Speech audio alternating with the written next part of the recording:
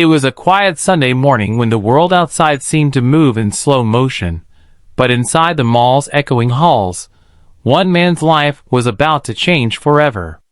Daniel, a single father of a lively 7-year-old boy named Ethan, had just finished their usual weekend ritual, window shopping, ice cream cones, and pretending they could buy the big toys that gleamed from behind glass displays. As he held his son's small hand and walked toward the parking lot, something unusual caught his eye near the corner of an empty bench tucked against the wall. At first, he thought it was just a pile of clothes left behind, but then, as he stepped closer, he saw a girl curled up tightly, her knees pulled to her chest, her hair tangled like she hadn't combed it in days, her face pressed against her arms as if hiding from the world. She wasn't just resting. She was sleeping. In the middle of the mall. Alone. The sight jolted him like a thunderclap in a quiet sky. For a moment, Daniel stood frozen, torn between disbelief and an ache in his chest that he couldn't explain. His son tugged at his hand, whispering softly, "Daddy, is she okay?" Daniel didn't know the answer, but something deep within told him this was no ordinary moment. What could drive a child, barely older than his own son, to fall asleep in a public place, looking as if she had nowhere else to go? Backhand index pointing right if you believe in kindness, in second chances, and in the power of compassion to change lives. Take a moment to like, comment, share, and subscribe to Kindness Tales. Together, we can keep these stories alive and inspire others to never turn away when someone needs help. Daniel's mind raced. He had lived through struggles of his own. His wife had walked away years ago, leaving him to raise Ethan alone. He knew the exhaustion of trying to survive each day, the weight of loneliness that sometimes felt unbearable. But this girl, she looked like she carried more than loneliness. She looked like she carried the world on her fragile shoulders. Slowly, he crouched down a few feet away so he wouldn't startle her. In that moment, he noticed details that broke his heart further. Her shoes, too small and torn at the edges, as though they had walked too many miles. Her sweater, ripped at the sleeves, barely protecting her from the mall's cold air. Her face, pale but streaked with faint marks of dried tears. She stirred slightly, opening her eyes, startled to see strangers staring. For a brief second, fear flashed in her gaze, the kind of fear that only comes from being let down too many times. Daniel wanted to ask her 100 questions, but before words could form, she whispered, almost inaudibly, "I'm sorry. I didn't mean to fall asleep." The apology pierced him. What child apologizes for being tired, for needing a place to rest? He felt an overwhelming urge to protect her, even without knowing her story. As Ethan sat beside the girl with innocent curiosity, Daniel gently asked her name. After a pause, she murmured, "Lila." She couldn't have been more than 10 or 11. Her voice was soft, trembling, as though unused to being heard.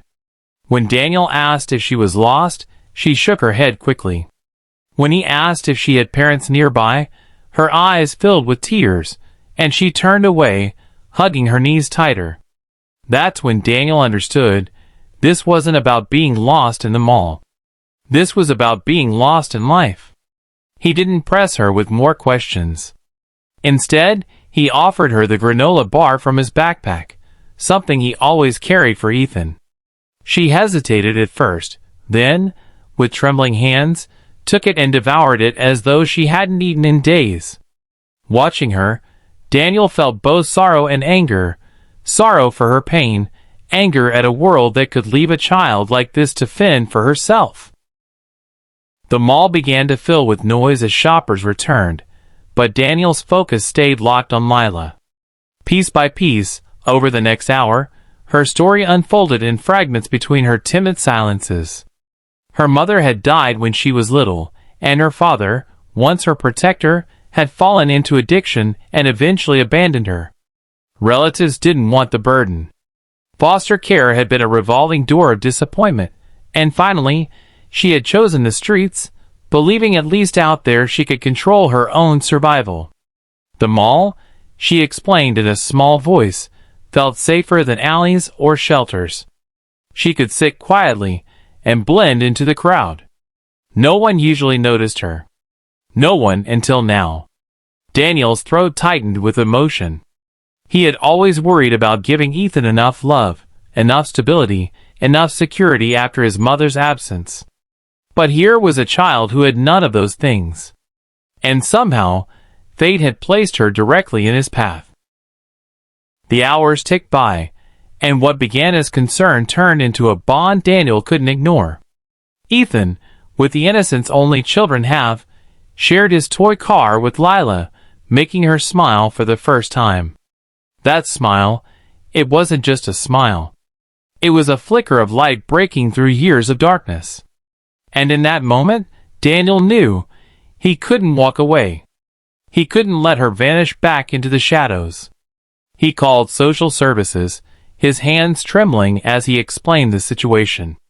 The process was slow, filled with bureaucracy and endless questions, but he stayed by Lila's side the entire time.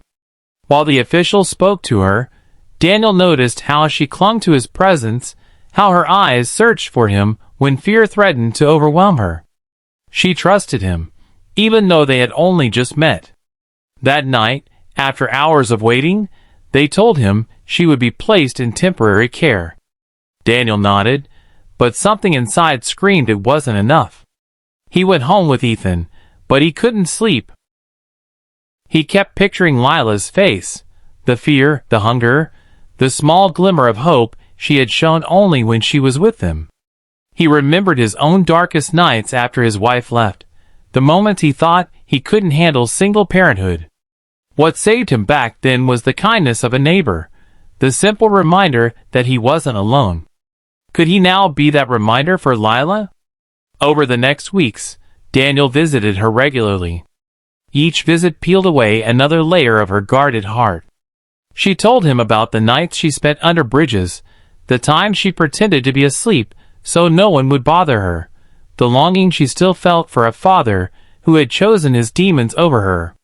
She also told him about her dreams, how she once wanted to be an artist, how she still doodled on scraps of paper when she found them, how she wished she could just have one safe place where no one yelled at her.